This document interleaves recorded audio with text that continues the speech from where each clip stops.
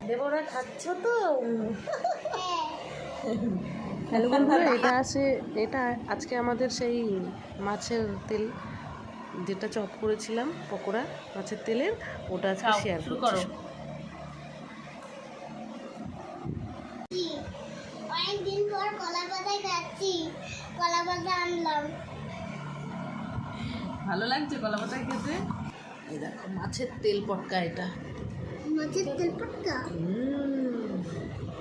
এই তেল তো ভালোই।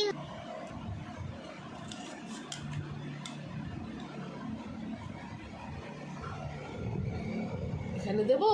হ্যাঁ, খাও একটু জলদি ভাতের মধ্যে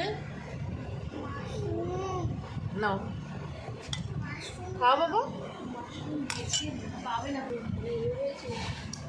মাছের তেল করেছি, তেলের বড়া পকোড়া, আর এটা ভোলা মাছের তরকারি বেগুন দিয়ে, সঙ্গে শসা আছে, লেবু।